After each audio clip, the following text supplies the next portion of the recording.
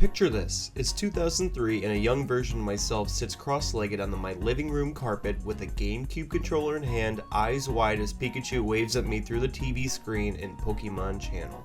I vividly remember loving this video game in which I mainly watched TV. 22 years later, and I decided to replay it to find out why Kid Me was into this widely panned game, and find out if it should be considered one of the worst Pokemon games ever, as so many label it. But spoiler, it is not a good video game. But Pokémon Channel wasn't made for grown-ass people. It was made for children in 2003 during peak Pokemon frenzy for my Zillennial generation, and it delivered in ways no badge collecting RPG ever could.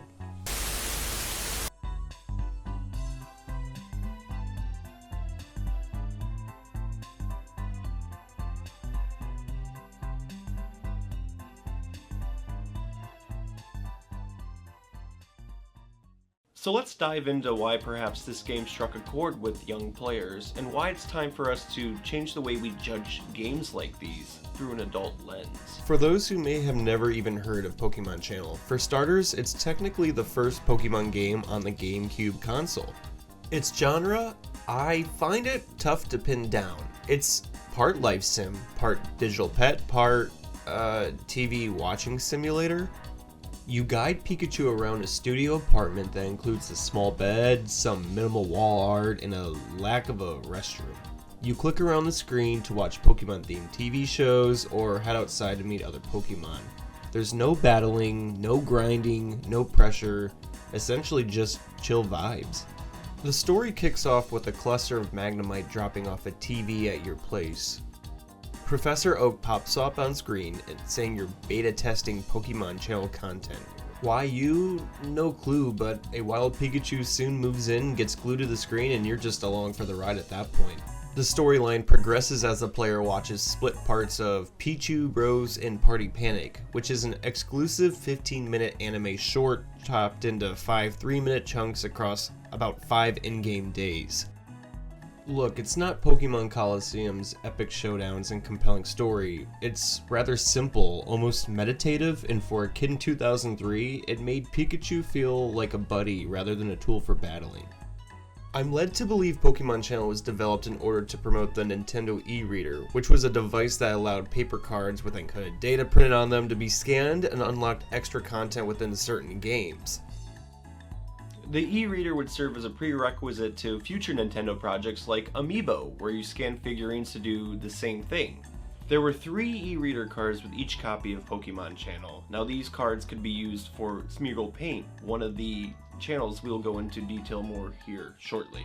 Other games that use the e-reader feature include Animal Crossing, Super Mario Advance 4, and Pokemon Coliseum. Pokemon Channel also flexes the GameCube console's clock capabilities. You play the game in real time just like Animal Crossing. When it's nighttime, it's dark in the game, and nighttime associated Pokemon appear. When Professor Oak tells you to come back the next day, you ain't getting nowhere in the story until then. Well, unless you cheat, but you know. Let's go ahead and get into the meat and potatoes of the game, which is its TV programming. It's a quirky lineup that seems like Saturday morning cartoons for Pokemon fans. Let's start off with Smoochum's Shape Up, which I think is my favorite simply for its novelty. It's a goofy workout show where Pikachu sweats to Smoochum's retro dance moves. Think 80s Jane Fonda workout programming. Reach through with the left hand. 3, 4, 5. The music fits perfectly, and it's cute to see Pikachu do the workout too. The 80s feel gives this program a bit of a charm that I felt the other channels missed. However, there is not much variety each time you watch it. Smoochum does a few different workouts, and then it concludes. After one viewing, you get the gist of it, which unfortunately nearly every other program has the same issue. Smeargle's Art Study has Smeargle as a host of an art critique program. One of the game features lets you click on a Smeargle figure above the TV, which essentially takes a screenshot of one of the programs. Then you color it via paint by numbers. It's not very functional, as a lot of the parts cannot be colored in. But anyways, Smeargle gives some random critiques of your work before abruptly ending the show. I found the contrast between the dramatic showing and the actual art hilarious. Smeargle! Smeargle! Smeargle! Shopping Squirtle is the game's shopping channel hosted by a shades-wearing Squirtle, hawking bus passes, dolls, nice cards, decorations for Pokecoins. It's retail therapy, Pokemon style. With the bus passes, you can finally leave your studio apartment and explore the game's other worlds. However, you do have to wait for your passes to get delivered, so you are waiting one full day to progress. You can also purchase a collectible trading cards, called Nice Cards, which you also get by answering Pokemon trivia questions, but they're just collectibles for bragging rights. Do these Nice Cards do anything else? Well, there's this.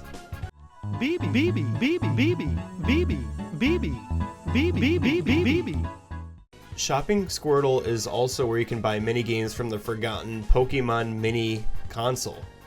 Think Game & Watch games, but Pokemon style. Anyway, let's just get to the other channels. Quiz Wobbuffet is a slog of a trivia show where you watch other Pokemon answer questions. It dragged. You don't even get to participate all the time. You watch other Pokemon answer the franchise classics, "Who's that Pokemon?" question. So participating Pokemon guess the silhouette or hear the Pokemon's cry or see a very small glimpse of it. I will say it's hilarious seeing Pokemon say their names as they do in the anime, but with their answers reading out as a different Pokemon. I don't know, I get it, but it's still just funny to see. Okay, hear this one real quick.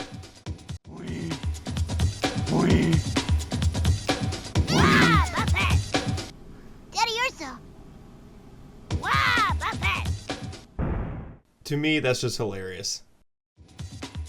After watching all these other Pokemon answer questions, you finally get to answer some yourself for Pokecoins at the very last turn. If you're a Pokemon savant like me, it really shouldn't be too difficult to push through and get some money after doing this. We also have Pokemon Newsflash, which compared to the other programs we're going to be discussing is somewhat entertaining. Psyduck as a news anchor is amusing, especially with his cute little tie. Psyduck will give hints to locations in the game to help you find all the Pokemon available. Meowth will also go on site and interview Pokemon, but the dialogue is horrible.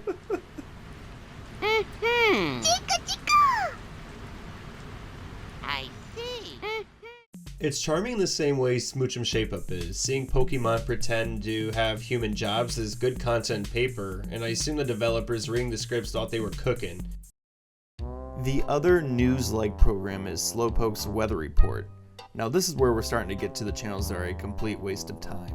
In Slowpoke's Weather Report, you patiently wait for Slowpoke to change the weather outside.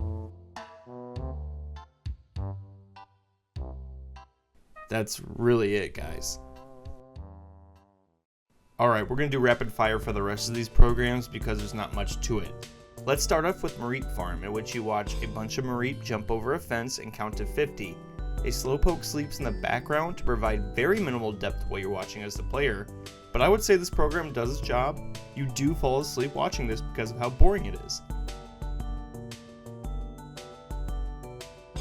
Smoochum also hosts the strange Chum Chum ranking program.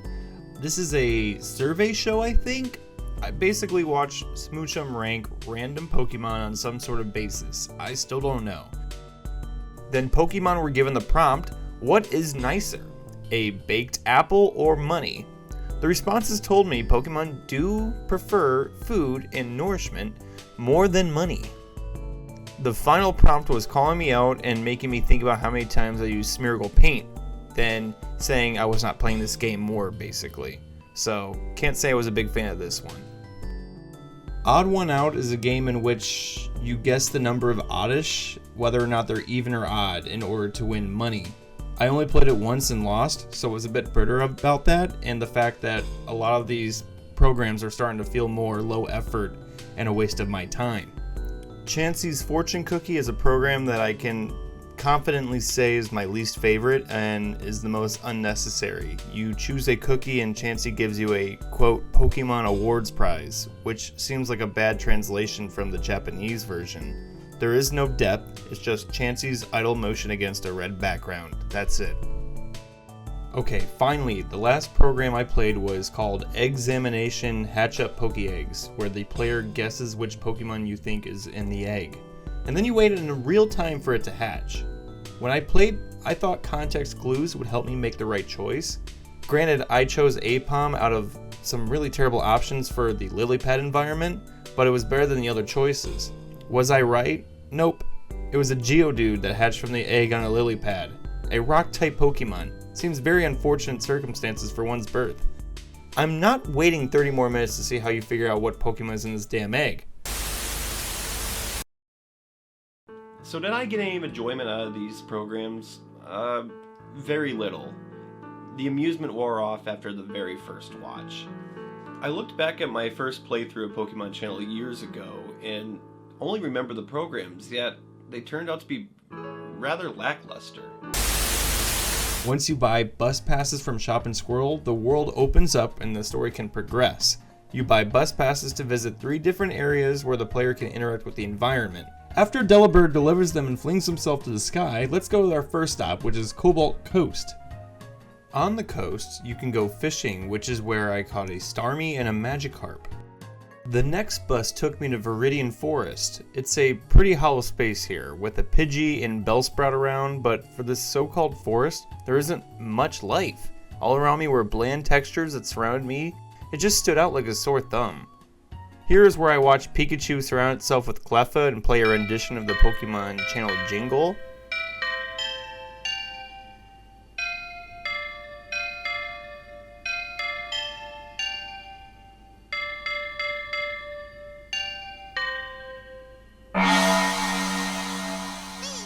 And yeah, that's about it. Next up was Mount Snowfall, where Pikachu and I built a snowman and dug through igloos. Not sure why, there was never anything in them, at least in my playthrough.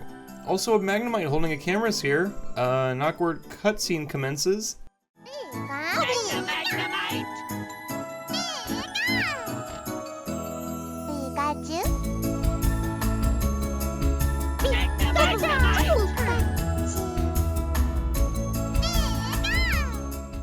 Mount Snowfall is where the player can really finish the game, because it's where the ruins of truth lie.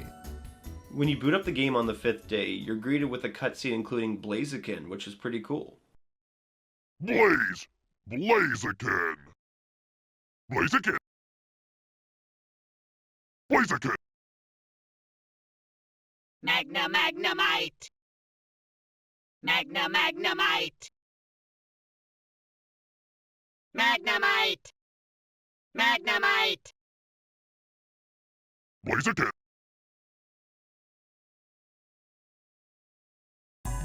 So once you're ready to beat the game, go to the Ruins of Truth, and the entrance is blocked off by a Gengar, and you're strongly encouraged to find a Duskull lamp. Conveniently, Duskull is found at Springleaf Field in the daytime, which seems strange. Duskull wanted a ball in exchange for a lamp. Again, conveniently enough, the hole right next to it had that ball.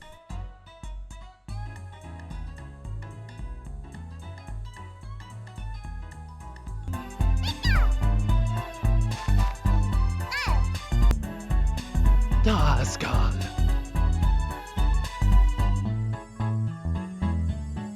Duskull. Duskull. Duskull. After getting the lamp, Pikachu and I headed back to the ruins entrance and scared Gengar away with the Duskull lamp.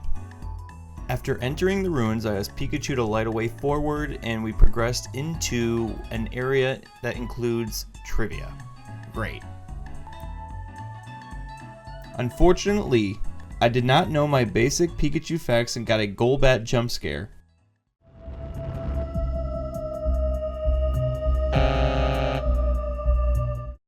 It's all good though, you could just go right back in and try again, same question and all. Inside this ancient artifact is part 5 of the Pichu Bros episode.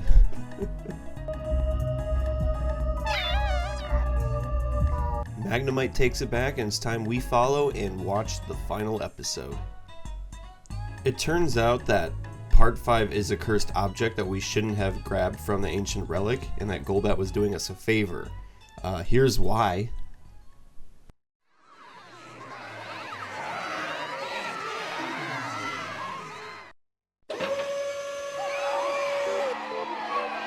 Bumbling and fumbling, screwing up and stumbling. Looks like Team Rocket's blasting off again. We're always Yeah, that's right. If You think this feels a little strange? It's because the episode is basically someone messing around a tech demo. It's very strange. Meowth is just moving around the stage, someone's toying around with it. It's jarring.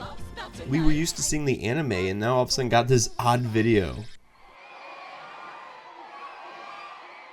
Eventually it goes back to animation to show the conclusion of the Pichu Bros episode.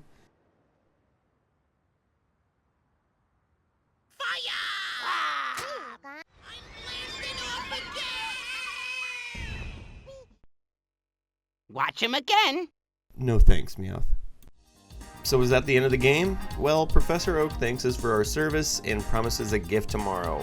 I have to wait one more day to see how this game concludes. We're going to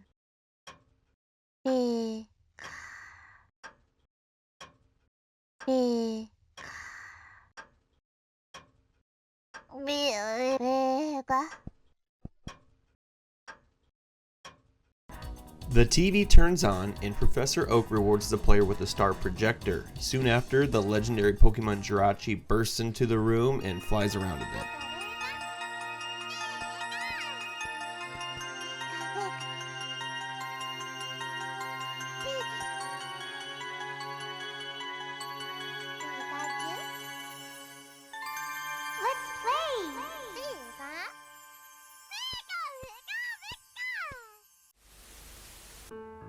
The game transitions to a campsite where Gen 3 starters, Jirachi, and you watch all parts of Pichu Bros Party Panic again. Yes, including Part 5. How wonderful. So why did Kid Me love this game so much? Well, I think you have to go back to 2003 when Pokemon was still on the top of its game. Pokemon Ruby and Sapphire just came out and we were introduced to Hoenn, a new region that was a vibrant world and included over 130 new Pokemon to get to know. I mean, Pokemon was everywhere. Lunchboxes, bed sheets, toys, figurines, and don't even get me started on the Pokemon cards. Looking back on my own personal experience, despite my obsession over Pokemon at the time, I was limited by my reading comprehension and lack of gaming skills at such a young age. Don't get me wrong, I still played a lot of Ruby and Sapphire growing up, but the gameplay was intense. Text-heavy RPGs with gyms and dark caves that demanded basic strategy elements a kid like me could not comprehend. Pokemon Channel was different at the time. It had no battles, just me and Pikachu chilling watching TV. So yes, Pokemon Channel is considered one of the worst Pokemon games, and even back when it first was released, it got pretty negative reviews. For instance, IGN gave it a 5 out of 10 score, calling it mindless entertainment for anyone under the age of 12 years old.